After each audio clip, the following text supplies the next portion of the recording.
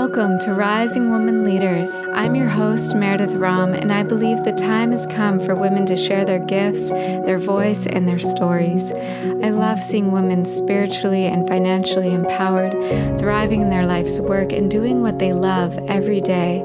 I've gathered a community of women living their dreams to tell us their stories and inspire us to step into more courage, self-love, and feminine leadership. If you like this podcast, follow me on Instagram at Rising Woman Leaders and sign up for email updates at risingwomanleaders.com. Now get cozy with a journal and a cup of tea. I hope you enjoy today's show. There's still time to sign up for the one-on-one womb healing sessions that I'm offering in the month of November. If you didn't get a chance to listen to the last episode titled Healing the Womb, definitely give that a listen because I share more about the work I've been doing with women around healing the past in order to step into their manifestation power.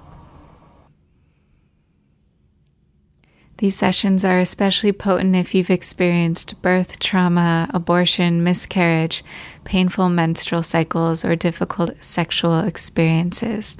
I believe your womb power is directly linked to your ability to manifest, and I want to see more women stepping into their empowerment, giving birth to a new generation of children, and also giving birth to their creative projects and dreams.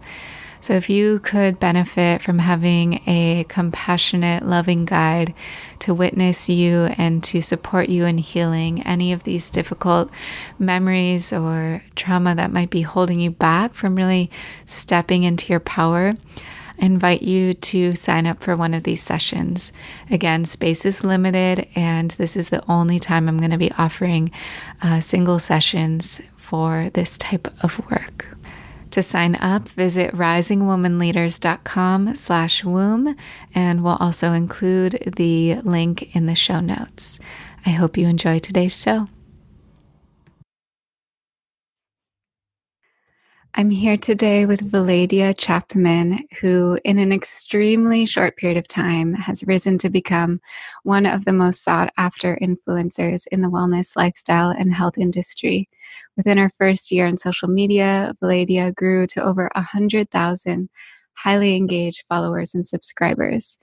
She is also a Carnegie Mellon University alumni, with a bachelor's degree in acting and musical theater.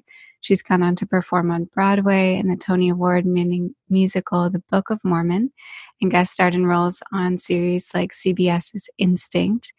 And while working as a professional actress, Veladya attended the Institute for Transformational Nutrition to become a certified holistic nutritionist.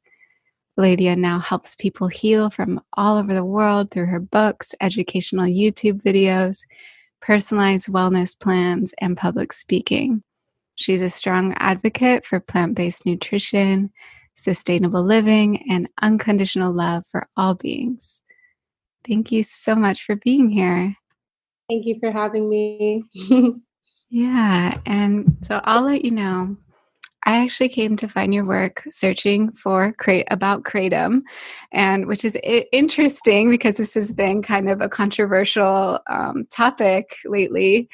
And I was searching about it because there's actually a tea place in California that serves it, and I was wanting to learn more. I heard it was really a great herb for helping with pain, and I have struggled with headaches at different times in my life and muscle pain and ailments. And so I was looking, I'm like wanting to learn more about it and how it might be a tool or an herb that's something I could go to. So I watched your video. It was super helpful. And then just recently I saw that your video was taken down because of the controversy of this, herb being, and just like everything you shared about, just the adversity and like what can happen to women of color who are sharing themselves on these networks and how they can often be targeted and prevented in ways of really sharing and showing up as strong women. And I'd love to just start there and just hear about that journey. Yeah, let's dive in. It's such a bummer that I even had to address it from a race perspective. I don't ever use my platform to talk about our separation in that way.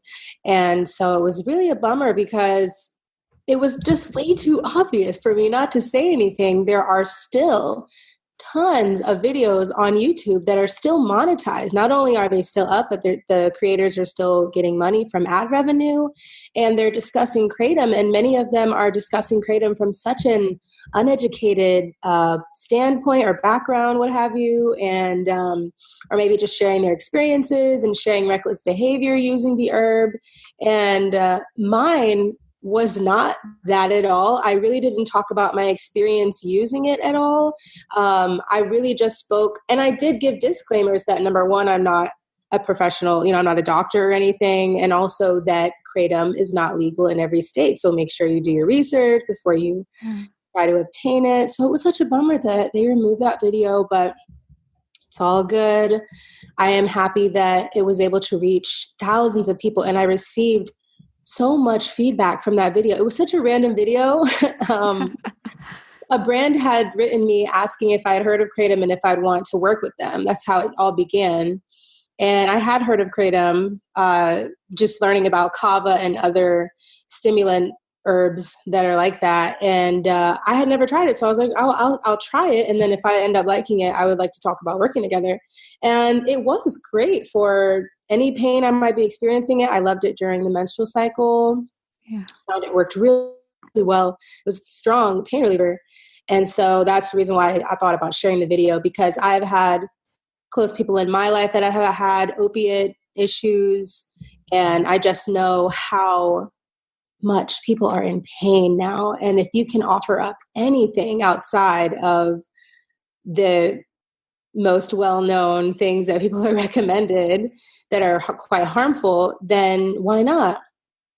So I'm happy that I was able to touch at least the people I did and give them that information, and hopefully they're spreading the info far and wide. It sucks that it's becoming so regulated. The substance can help so many people.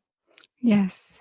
Yeah. And do you want to share just that background around why it's becoming regulated? And Yeah, well, because Kratom does react with our opioid receptors in our body, it can be addictive to many people. And it just has to be used in the right way. You have to make sure that you're sourcing it correctly, because just like cannabis, you're starting to get this widespread manufacturing of it in the United States that becomes all this synthetic stuff starts to come into the powder. And so people are having these crazy reactions from not getting, pure Kratom.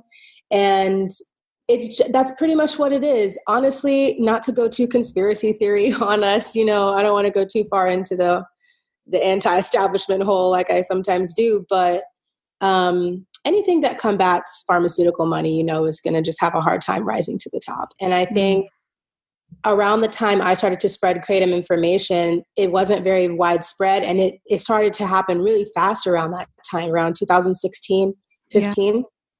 And I think that scared pharmaceutical businesses, corporations started to look around. Same thing with cannabis, like, why? Okay, everybody's starting to use this new thing, and this could threaten us because we don't know enough about it. Yeah. So now they're starting to crack down, unfortunately. Yeah. And because it comes from nature, it's not a chemical molecule that they can patent and make tons of money off of. Exactly. I mean, without a lot of work. Yeah. So. And I remember, I think I heard this in your video, just that it was used a lot to help people get off like pretty hard drugs, things that people who have probably very addictive personalities might be trying heroin or things like that. And then Kratom was like an opportunity to like slowly wean off of those harder, really, not good for us type of drugs. Yeah. But then some of those people were abusing the Kratom, and then it's like, okay. It creates a vicious cycle, and I'm not sure if I touched on it in my video, but when people wrote me angry emails about it, I got a lot of people that had family members that had issues with Kratom and were upset that I was sharing about it.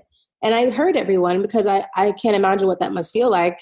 But I wish I would have been more clear in my video about how much you must be very responsible using it. It's definitely not, I mean, it's like cannabis. It's like any stimulant. You need to make sure you have a relationship with the plant and have pure intentions with it because it's strong. Same thing with coffee, honestly. I mean, Yes. caffeine is legal, but it is a very strong substance and alters the body in many different ways. And we're allowed to have it because people are so functional on it, but it's intense, like a drug. Yes. Yeah. I would say that coffee and cannabis, like they are addictive and we need to be careful and mindful with it. And Yes. even though I think, and even in school, we were told like marijuana is not an addictive substance or something like that, but it definitely, I think I've seen it in people. So Yeah, you definitely can create a dependency on it. 100%. yeah. Well, thank you for sharing that journey.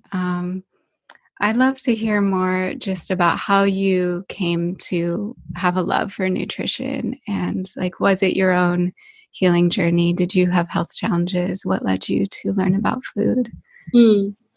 I had a rough relationship with food growing up for many different reasons, but mostly just because I was always a chubby child and chubby teenager and had a lot of destructive thoughts around that. So it would have been nice for me to have a better understanding around how to treat myself from a healthy standpoint, how to feed myself. And I was never taught that. So I had a lot of weight issues growing up. And it was just something that I felt like was always at the front of my mind, just food and what should I be eating so that I look better and so that I can feel better. And I took a different path in life. I took the performance route. And when I was on tour several years ago, I was, I guess, just becoming interested in a lot of new things. It's when I like to say my enlightenment or my waking up began, because I had reached a point in my life where I felt like my dreams had come true. I had performed on Broadway, and that was pretty much the only thing I could imagine I'd ever want to do in life. And after doing it and then traveling, performing, it was like, well, what else do I, is this it? This doesn't really feel like as great as I thought it would. And so as I'm starting to wake up, I'm watching a lot of teachers on YouTube. I'm discovering like Teal Swan and Ralph Smart and Abraham Hicks and Wayne Dyer, all these people I had never heard of, but I just start to go down the hole and uncover a whole other realm of society that has intentions I had never been exposed to before. That their intentions in life are not to be famous, or rich or just be the most well-known, cool person. I guess those were my intentions in the past. I'm not sure. But their intentions were to serve. And that was important to me after a while, after feeding off of their energy and learning so much. So I just, I think I adopted a vegan diet while I was on tour because a few friends that were touring with me were doing it and it seemed like it wasn't that hard. So I wanted to try that out and I started to feel great off of it and just felt like I was accomplishing something I'd never even dreamed of accomplishing, and living that life of compassion was extremely inspiring. And so I wanted to be able to help other people do that. And I didn't feel confident doing that just by telling you to go vegan. I wanted to learn about nutrition from an unbiased standpoint because I was learning everything from YouTube videos, and you know how that can be all over the place. So I enrolled in schooling so I could get some real information down. And the rest is history, man. After I did that schooling, they were training me on how to build a business and how to get clients and stuff. And it really wasn't interesting to me to start anything yet. It was just super empowering to be able to help people I knew, grandma going through diabetes, or this person going through this, or this person going through this. I was able to sit down with them and work out a plan. And it felt like, yes, this feels even better than hearing 400 people applaud for you at the end of the night. I mean, because I'm actually like really helping this person. I mean, don't get me wrong, performing is really helping too. Yeah. I think it can be really transformative for the audience member too, but just in a different way. It hit me in a different way. So yeah. And then after really getting excited about helping the people I knew, I decided to make an Instagram account, and I made Earth Mama Medicine. And then everything just took off from there. Yeah.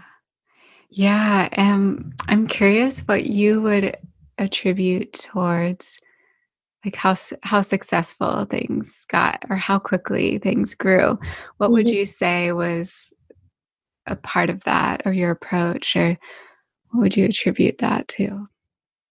I'd say the top two things would be, number one, I pay really great attention to my realm of, I guess this is going to sound a little like PR-y, but just what my realm that I'm trying to teach is. And I think I did a really good job at just knowing what people were looking for. What are people searching? What do people want to learn these days? Where is there a hole that I could fill? And that's how I kind of lodge myself into different things like reproductive health and affirmations and things like that, where I felt like I really just played the right cards and things worked out so well because I believed in myself. Yeah. And the second reason why is because I had not only shared my knowledge of nutrition just to share the nutrition, I've shared myself on my platform. And I think people have been able to resonate with that and just be able to see my journey as well. I have never had an interest in watching someone who's perfect. I don't follow those types of people on social media. I like real people. And so people have seen, yeah, I've got acne right now, y'all. I'm trying to heal it, or I have this, I have that. We have $20 and we're living in the van, but we're going to go over here and try to make some money. I was just always me. And I think people have just appreciated that I've always just been straightforward and me while I've shared the important messages I've shared. Yeah. Yes. I love that. Yeah. I think one of your latest videos, I looked up, it was about the land that you bought and kind of like you gave us like a little tour of the home and what you were going to do. And I was just like, oh, it's so sweet to like be led into someone's world and along that to like have little things that drop in. You were talking about your water system and already I'm like, oh, maybe I need a water filtration system. I know, adult things. Think about now. Can you tell us more just about the journey of entrepreneurship and how that has been for you? Like, it sounds like the visibility piece came naturally to you, being an actress. Definitely. And also like being on videos that, works out really well with YouTube. What were places maybe that were more challenging in entrepreneurship? What have you like learned and been harvesting from that, the journey of being an entrepreneur? That is the hardest part about all of this, because you hit it right on the head. The YouTube part has been a breeze. I've definitely never been shy, and I love being in front of the camera and sharing and public speaking. And actually, this year, 2019, has been the hardest for me as an entrepreneur because of my success. So I have nothing to complain about. My store has been just moving a mile a minute so much to where I'm now considering getting a manufacturer or someone that can help me because it's too much for me and Matt to handle. And so it's just about learning how to adapt from such a tiny scale to being big scale.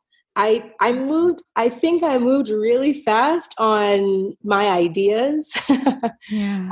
I get an idea and I just started immediately. So I started the vintage shop where I'm selling vintage home goods and clothing. And that just I started immediately and didn't even give myself thought. I was just like, yeah, clothes, we're going to do it.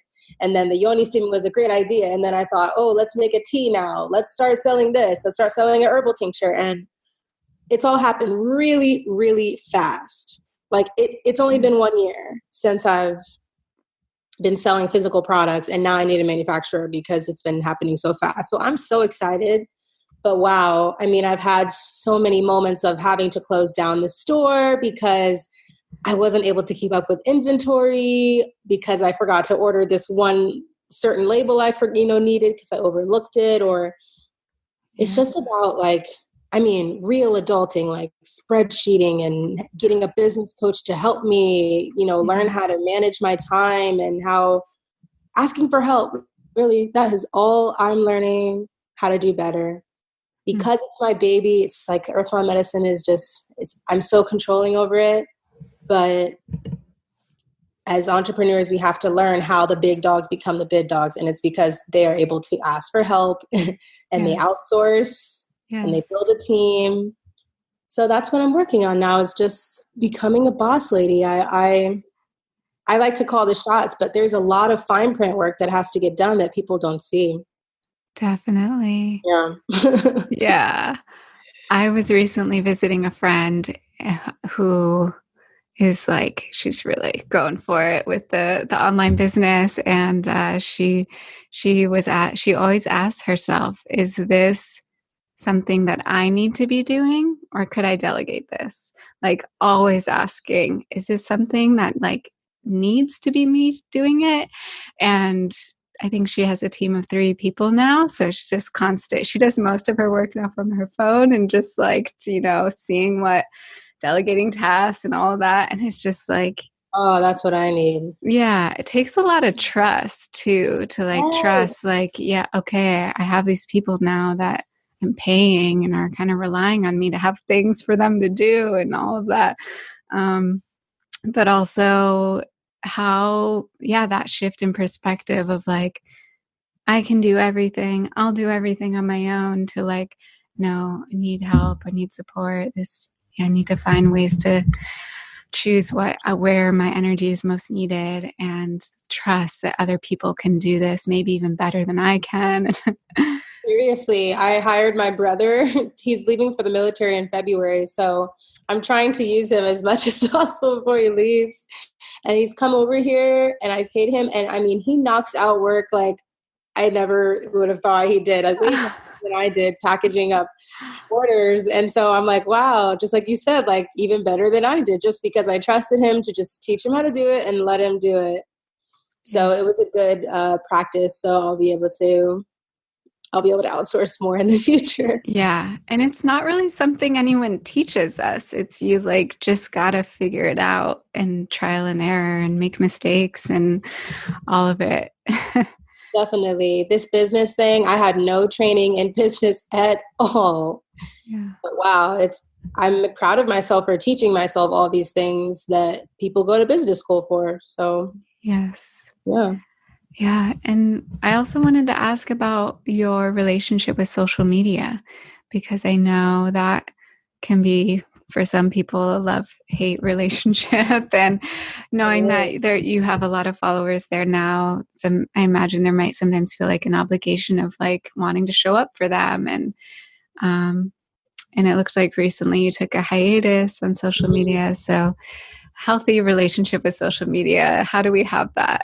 Yeah, I just started, and this has also been something within the past year that I've been practicing and getting better and better at it. And I'm getting really good now. Just putting up clear boundaries, making sure people know that I'm not going to answer all of your messages, and I'm not obligated to answer all of your messages because I'm getting 40, 50 a day. I'm, just telling people, and like you said, like a hiatus without even telling anybody. I'm like, peace for 3 weeks. Like, I'll be back. And that's empowering for me because I have that stupid little bird in the back of my head saying, make sure you post and tell everyone. Like, I'm pretty sure people will be okay if I disappear for a second. Yeah. Because back in the day, people didn't know where you were for 3 weeks and it was okay. Yes. So it's a practice. It's a practice. I still find myself going for social media as an entertainment tool, but I'm needing now to only start thinking of it as a business tool, because if not, it bleeds into areas of my life that it does not need to be. Yes. Especially being a personality, where people not only are following me for nutrition, they're following me for my life. And that, it just starts to get a little wonky in my mind after a while when I notice I'm just way too much. So it's getting healthy now to just remember that this is work. When I pick up and I get on Instagram, this is work.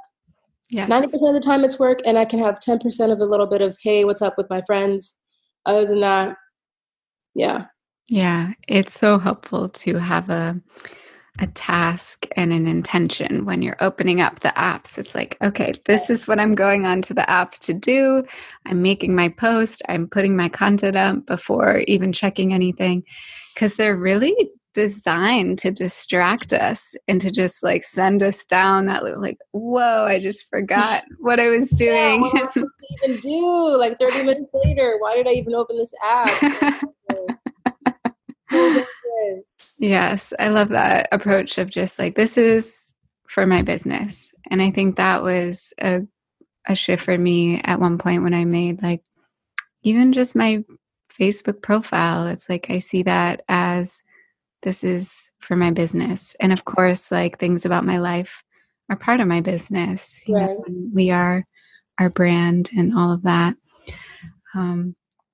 But yeah, to make that distinction so that we don't get lost in the hole. And then also something I like doing is just like, I know my people I like to check in on. And so I like search for them rather than just me too scrolling. Oh, the scrolling really gets me. Yeah. Yeah. What are some things that truly nourish you? Like, what are the things that when you take your hiatus and when you really nourish yourself, what does that look like? Spending time with family is number one. Since leaving New York and coming back to Georgia where I grew up, I mean, we bought a home half a mile away from the house I grew up in. Mm-hmm. So it's such a blessing. I never, ever thought I would come back and settle down here. But man, family is, I'm actually privileged enough to say that my family is nourishing, and I love spending time with them. My parents, both of them are amazing. My grandparents, aunt and uncles, cousins, everyone's in this area. So my heart is always filled by them. Yeah. That's amazing. Yeah. It's becoming more and more unique to actually like live in the place where you grew up and to have those roots. And it's really special to have that. It is. And now I see why people do it. When we go visit my other grandma, everyone on my dad's side lives right around her. My aunt, my uncle, all the houses are like in the same area. And as growing up, I always thought, why would you want to live right here? Like, why wouldn't you want to just go across the world and go away from all these people? But wow, the support and just the energy of being around your blood is amazing. And I feel like I'm always supported by someone if I ever need anything, or it feels way better than when I was living in the city, quite lonely and so far away from anyone that I was related to. Yeah. Mm-hmm. So a question I like to bring up in a lot of these interviews is around overcoming our fears or the things that scare us. And I wonder if there's anything that comes to mind of just like a fear that you've overcome or something that you've been working with, or maybe in the last couple of years, what that's been for you, or even presently. Yeah, my main fear in life for forever, ever since I was a child, was being a failure, because I chose such a daring or what have you dream to be a performer and be someone that was famous and just successful and rich and just be able to come back to the family reunion and buy everybody champagne, and I always dreamt of being that queen bee. And just the past several years after I left New York was just a rude awakening of facing that fear. At first, it was an impulsive decision of like, oh, I'll just come back to acting later, like whatever. I'm just so burnt out right now. Got in the van and started traveling. But then after a year of traveling, I'm like, I don't want to go back. And then we went to LA, and I thought I was going to do some acting there, and I didn't want to. I just didn't want to. And it was actually, I had to face a lot. And I went through a period of anxiety and what felt like identity crisis, because although earth trauma medicine felt so nourishing, it was just so new. Mm. And I've always been a very impulsive person that dove into big decisions. So I thought, what if this is like just some random phase I'm going through and I don't know what I'm doing anymore. But now I'm in this beautiful place in life where I've taken so many unexpected turns where it's actually really beautiful. And it is a fun ride to be on. It is so fun to surprises left and right, impulses and spontaneous decisions and just family and love. And it's a ride, and that's what it's supposed to be. Every time I've made a plan, it's always fallen through because it wasn't what was supposed to happen. And as I look back in my life, it has been so beautiful and amazing because I've just let the waves take me a lot of times and trust. I've been very trusting. I've jumped off the cliff and been very trusting many a times. And it's always worked out. So now I'm like, all right, what's next? Let's see what happens. And it feels good. I don't have any more plans. Yeah, that's a real skill to be in the mystery and the unknown and to step into unfamiliar territory and have to learn everything from the ground up. And I wonder if you have any advice or thoughts for anyone out there who might be in that place of like afraid to trust or in a transition or don't know what's going to happen or there's this unknown. Like any words of wisdom you have around that? It's definitely difficult to talk to someone while they're in it, because man, those blinders are big. And it doesn't even look that beautiful until you look back and you're like, whoa, that had to happen that way. Yeah. But what helps me when I do feel like I'm looking too far into what can be is just to remember that I love this physical body, but I'm just energetic at the end of the day. We're all just energetic. And so when I think about that on that really, really, really fundamental level, I feel liberated by not having a plan, by knowing that everything is happening because of energy and magnetism and electricity, and it's all going to happen the way it's supposed to. So there's no control. It really is liberating to let yourself let go of the control for once. I promise you, it feels so much better to just let someone else take the reins. And by someone else, I mean, I don't know, something else, the energy, the force, whatever you want to call it. That's what liberates me, is just to really, I guess, get away from our human egotistical minds that have to put a structure onto everything. Yes. Yeah. Very wise. Yeah. Thanks. I know you've been in another mystery of having a little being grow inside of you. And I wonder if you can share about this journey and thinking about becoming a mother, what that is like. Well, it has been the only thing in my entire life that I felt I was called to do. The earth trauma medicine thing, the nutrition thing, the acting has all been, really big milestones that have meant a lot to me, and I've helped people and I feel amazing about it. But I remember having a conversation with a friend while I think we were on tour, actually on my first national tour, and she was telling me that when she sings, she feels like she's just out of her body. Like she's like, I just feel like I feel God, or I just feel so at home when I sing, when I'm on stage singing. And I was like, I don't feel that. I don't really feel that. The only thing that can bring me to tears right now, just talking about it, and I was telling her, and even now, I always can get emotional about it, is thinking of motherhood and thinking of myself being a mother. I have a bunch of little siblings, and I've always been a very maternal person. Even through going through college, they called me the mom in the group. I just have always identified with it. I've always loved watching birth stories. And all of these years, and now I'm actually pregnant, and it is just insane. It sometimes doesn't feel real, but we heard the heartbeat on Monday for the first time, and it said it.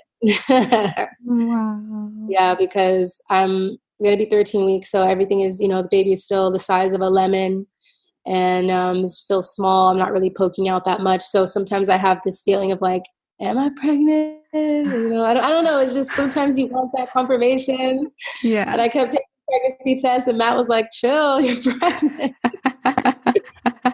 But after hearing the heartbeat, it's like, okay, wow, this is actually happening. It's going to be so beautiful. We didn't plan it, but I mean, wasn't I just talking about how it's nice to just let go of the plans, because obviously this was supposed to happen. So, Wow. yeah. Yeah. That's so special to really connect in and ask, like, what is the thing in my life that I feel would bring me closer to God, to spirit, to source, and when we find that, that's like that deeper calling that we have to be doing that is guiding us in our path. And whether it's something that we turn into a business or not, or any of that, it's like we need to do that thing.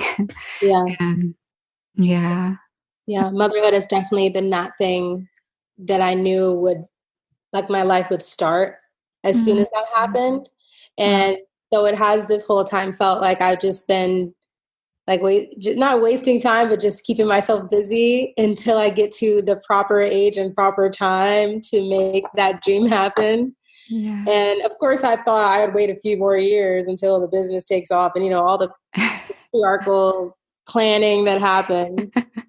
But here we go. The universe said, no, you're not going to do all that. Yeah. Happening Beautiful. all in divine timing. Yeah. Can you tell us about some of the products and services that you're offering in your business right now? Like, what, if people go to your shop, what will they find there? And how can people, what do you offer in your work with other people? Yeah, I'd love to. So in the physical products, if you were to go on earthmommedicine.com, you would find my vintage shop, which is a fun little side project for me, where I sell vintage and pre-loved home decor and little trinkets, and also clothing and shoes and bags.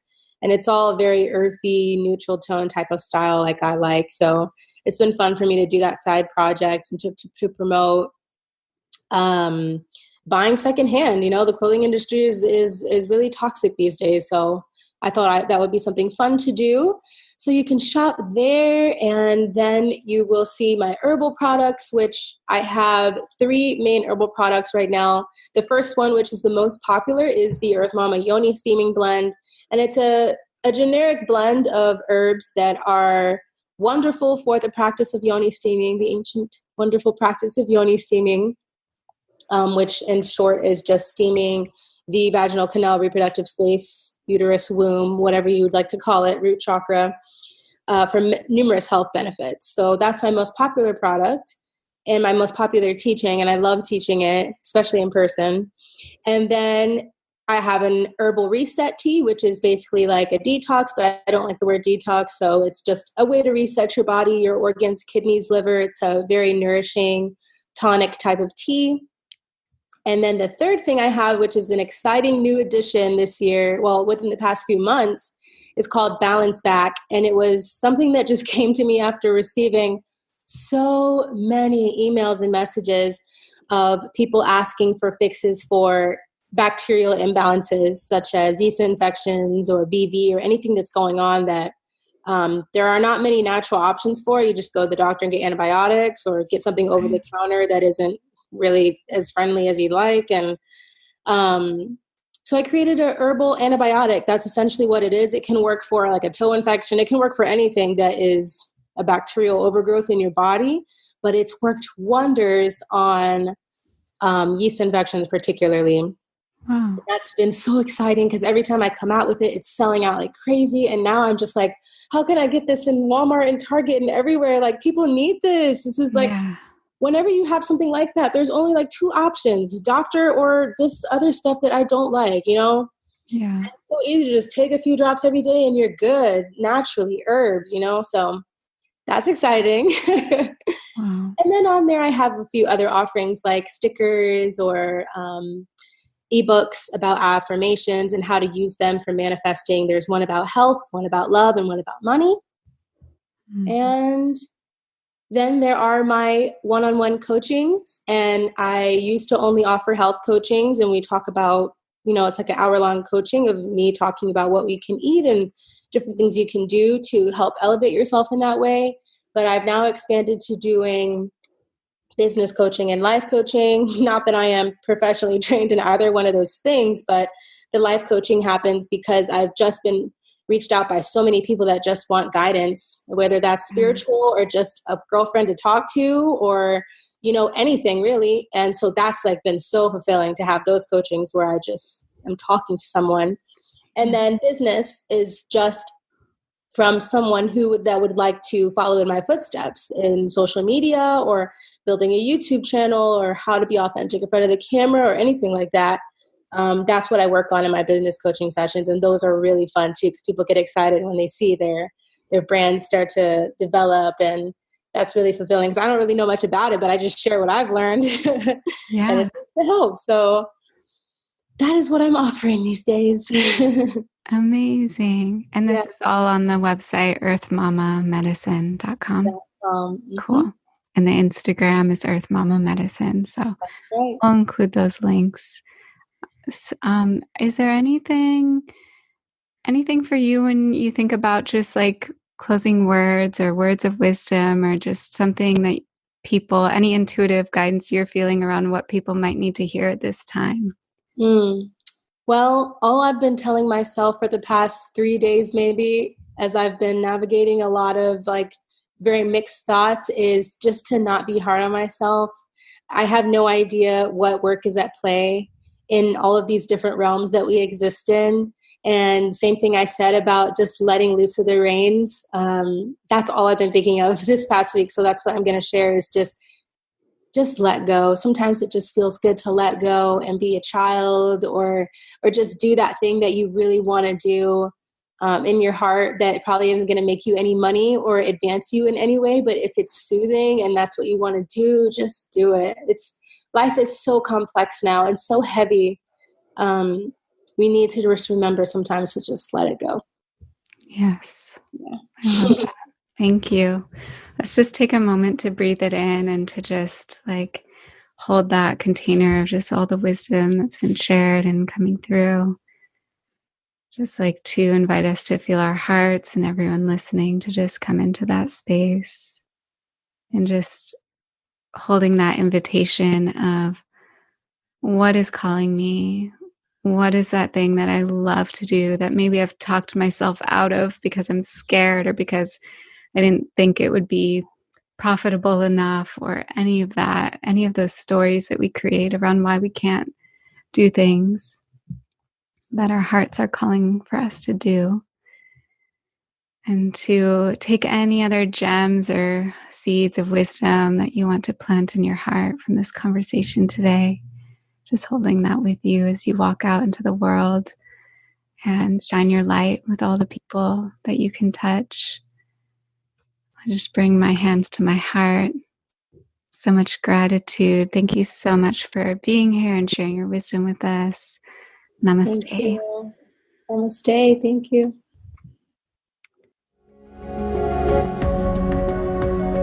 Thanks so much for taking the time to listen to our show today. We would love to hear what you think. Take a moment to hop on over to iTunes and leave us a review. We'd be so grateful to receive it. Until next time, namaste.